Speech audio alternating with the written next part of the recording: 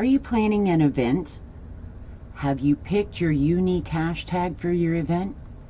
If not, let's look at a few reasons why you need a unique hashtag and how you're going to make sure it really is unique.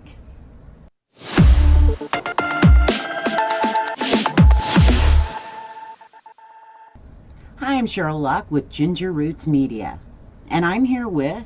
Hi guys, Lany Sullivan with Events by Lany. And we're talking hashtags. This reminds me of that YouTube video that Jimmy Fallon and Justin Timberlake did, hashtag, right? If you ever go watch it, never mind. So anyway, hashtags for an event. They need to be unique. But let's talk about how do we even figure out what our hashtag is?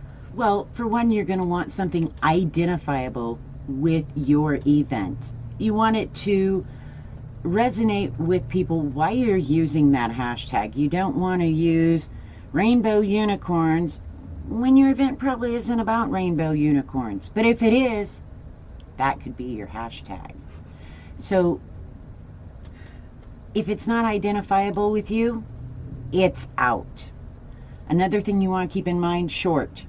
Rainbow unicorn probably isn't that great because A, it's long, B, it's something somebody could misspell easily. So you want to keep it short, and you want it easy to remember. So just using random letters, or if you have an event for your event has some misspelling that resonates with your brand, granted, other people attending your event may not remember that you've left out letters or added letters or have double letters or God only knows what.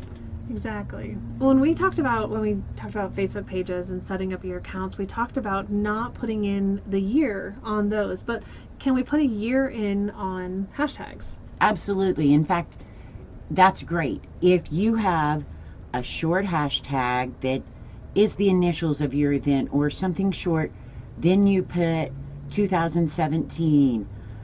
That's going to be great because then people are going to know that's this year's event. Because when you start searching these hashtags, there's a good chance you're going to find them from, if it's an event that's happened years before or somebody else has used that hashtag years ago, you're going to want them to identify with current now happenings. So you can use an event or a hashtag in your event hashtag, not so much in your pages. But if you missed that, go check that out before you do that.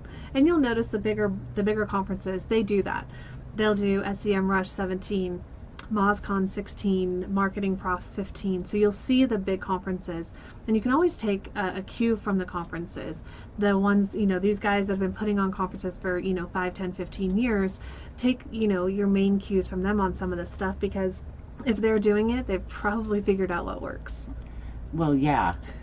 If they haven't, they should watch this. We'll tell them. Yes.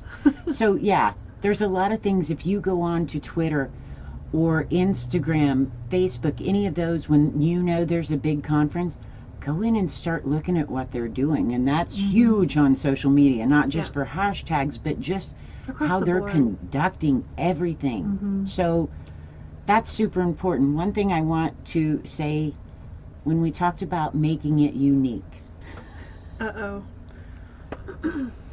Unique is good, but what you think is unique may not be unique. So before you decide on a hashtag and start labeling everything, I mean, you should be labeling your images. All of your messages that are going out should have this hashtag so that your attendees, all of your people get accustomed to seeing it. They want to feel included. They're going to start using it. So before you start putting it out as your hashtag, as I say your hashtag, you can't own a hashtag, so get over that.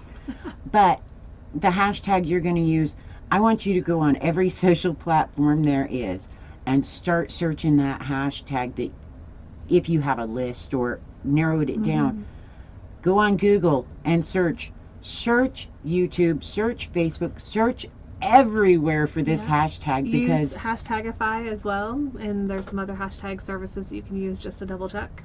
Because if you pick a hashtag and later find out that it's connected to a porn show, yeah, problem.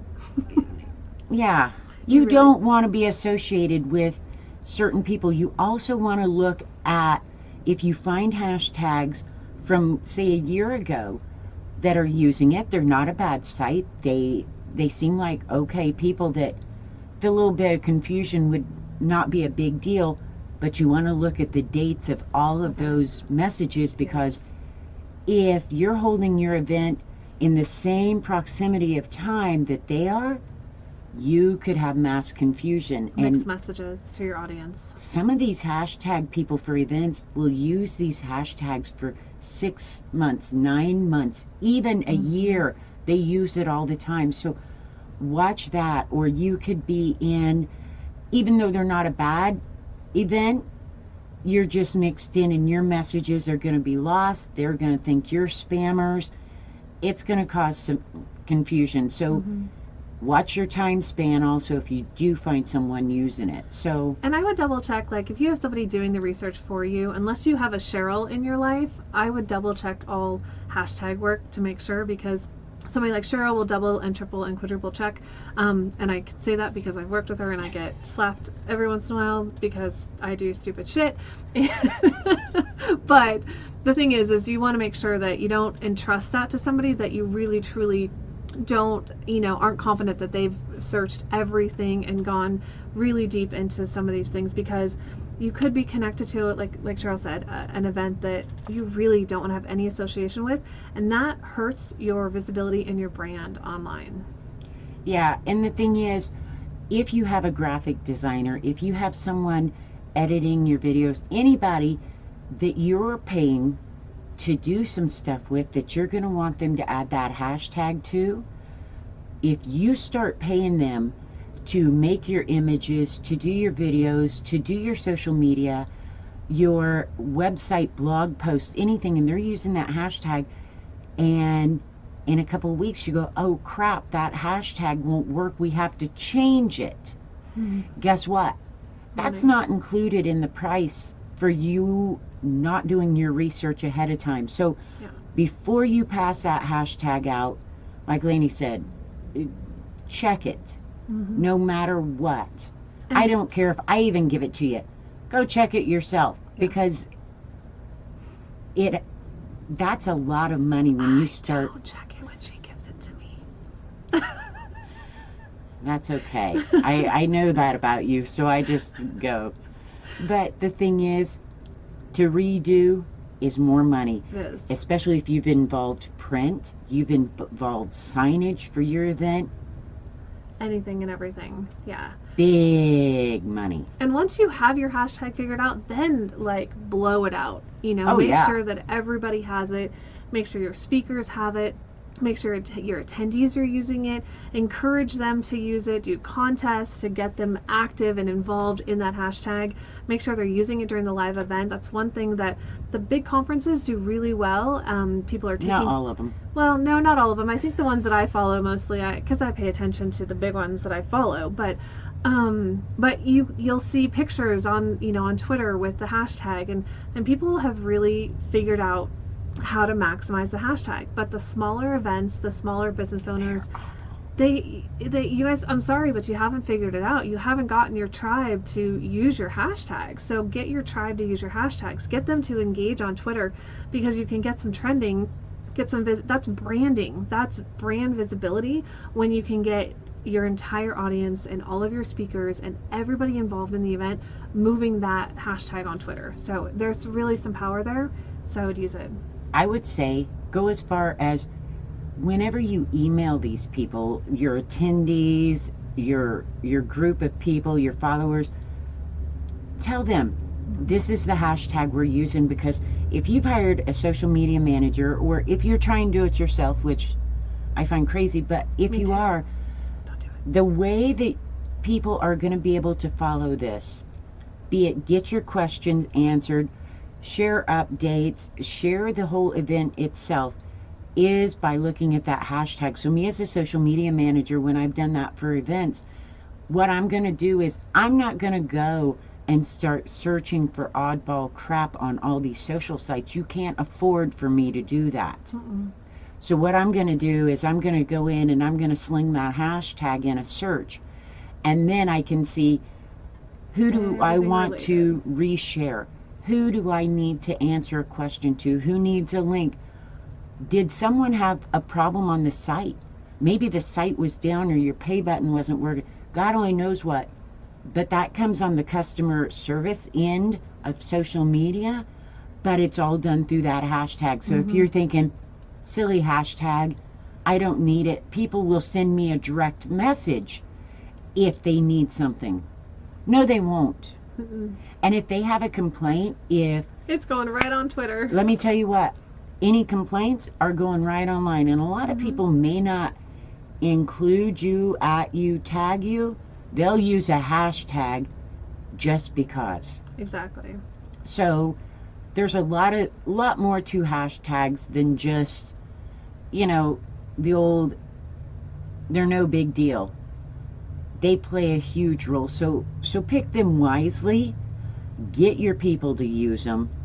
Everybody needs to use them that's involved. And monitor them. Yes. That's the biggest thing. Monitor that.